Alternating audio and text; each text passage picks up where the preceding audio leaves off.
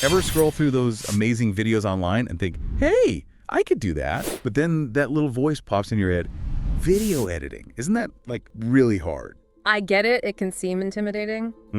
But honestly, it's not as scary as it looks. Okay, so let's break it down for our listeners who are ready to take the leap.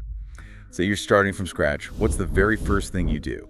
Do you just grab a camera and start filming? You could, but I wouldn't recommend it. It's like heading out on a road trip without deciding on a destination first. So step one is figuring out your game plan. Exactly. Before you even think about hitting that record button, you need to choose your weapon of choice, your video editing software.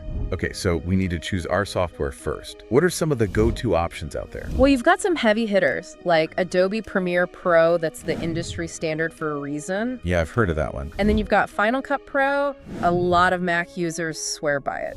Are there any options out there for those of us who aren't quite ready to shell out the big bucks for software? Absolutely. DaVinci Resolve is an amazing option, and here's the best part, it's totally free. Free is always good. So how do you choose? I mean, they all sound pretty powerful. It can feel overwhelming, that's for sure. Start with your budget, then consider what types of videos you want to create. Each program has strengths. Premiere Pro is super versatile.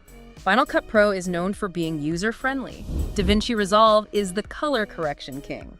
So do your homework. Exactly. Maybe watch some tutorials, play around, see what clicks.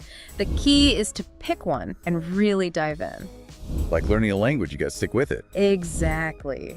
Once you've got your software down, it's time for the fun stuff, finding inspiration.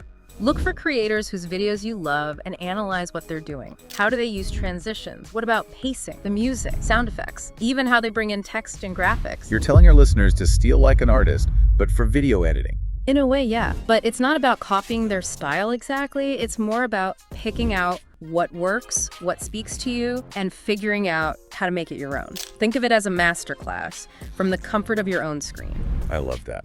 All right, so we've got our software, we're feeling inspired, ready to hit record. Hold your horses. Remember how we talked about having the right gear? Yeah. We gotta make sure your audio is top-notch. Even the most stunning visuals will fall flat if your audio is terrible. Invest in a decent microphone. Trust me, it's worth it. And just like you don't want distracting noises, you don't want to bore your viewers with those long, drawn-out shots. Keep it snappy. Exactly. Attention spans these days shorter than ever. Jump cuts, B-roll footage, graphics, animations, even well-placed sound effects. It's all about keeping those eyes glued to the screen.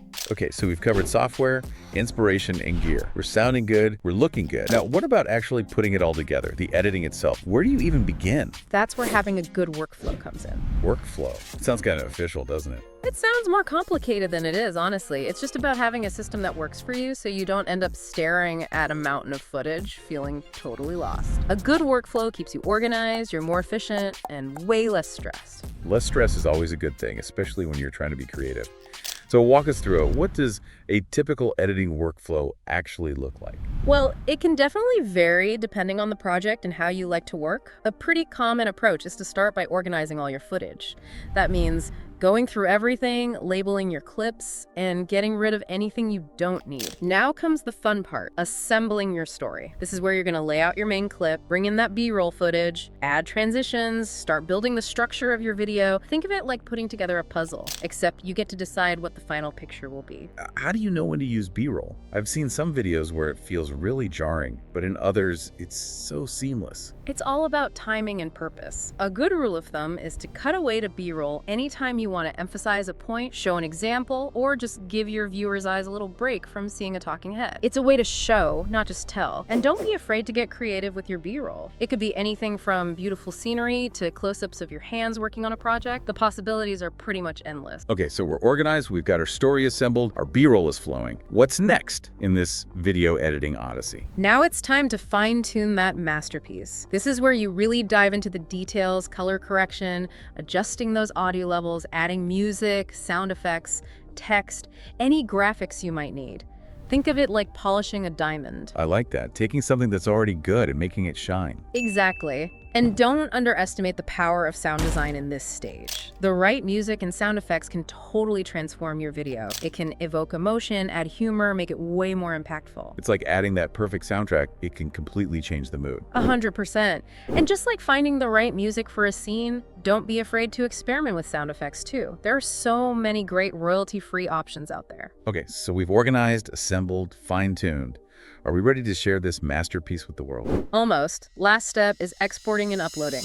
But before you hit that button, watch your video all the way through. And if you can, watch it on a bigger screen if possible. You're talking about catching those little mistakes that tend to sneak in there. Exactly. You'll be surprised what fresh eyes can catch. Look out for typos, weird audio glitches, anything that just doesn't feel quite right. Makes sense. It's easy to get so focused on the details that you miss the bigger picture. Okay, so final check is done.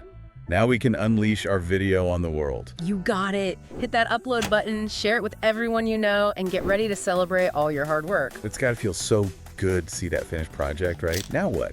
What do I do with myself? That's why having a good workflow is key. It's not just about getting through one video. It's about creating a sustainable system, something you can come back to again and again for all your future projects. And remember, just like learning anything new, video editing takes time, it takes practice. Don't get discouraged if your first videos aren't exactly what you pictured. The most important thing is to keep learning, keep experimenting, and most importantly, have fun. Such great advice. Embrace the learning curve. Make those mistakes and learn from them. Experiment, try new things, and never lose sight of the fun. Couldn't have said it better myself. There's one more aspect of video editing that I think is crucial for anyone who wants to take their videos to that next level. Experimenting. Ooh, I like the sound of that. What kind of experimentation are we talking about here? It's about leveling up, going beyond those basic cuts and transitions, and diving into the world of visual effects. Visual effects. Whoa, hold on. We're talking explosions, spaceships, that kind of... I think my poor little laptop might explode if I even try that. Haha. I hear you. We're not talking Hollywood level stuff here, though those big budget effects are pretty awesome. But visual effects can actually be a lot more subtle and a lot more accessible than you might think. Even adding some simple text animations or creating those really smooth transitions or even just playing around with color grading those little touches can make a huge difference. So it's about finding those little things that add that extra polish, that professional touch. Exactly. And the best part, you don't need a bunch of fancy plugins or anything. Most video editing software these days comes with its own built-in visual effects tools. No way. So we've already got the tools, we just need to, be brave enough to use them. Exactly. Dive into that visual effects library, watch some tutorials, don't be afraid to click some buttons, play around, and see what you can do. I'm telling you, you might just surprise yourself. This is so cool. It's like opening up a whole new world of possibility. And you know what the best part is? The more you experiment, the more you're going to start to develop your own style. You'll find those visual flourishes that make your videos uniquely you. Love that. So it's about finding that sweet spot where creativity meets, like technical know-how. You got it. And who knows, maybe someday you will be creating those big budget explosions. The video editor can dream, right? Right. But seriously, this has been awesome. We've covered so much ground from choosing the right software to those next level visual effects. This was a true deep dive. My pleasure. Glad we could share these tips. So for everyone listening who's feeling fired up and ready to start creating, what's the one thing, that one golden nugget of advice that you want to leave them with? Just get started. Seriously. Don't be afraid to make mistakes. That's how we learn, right? Experiment, try new things, but most importantly, have fun. The more you create, the better you'll get.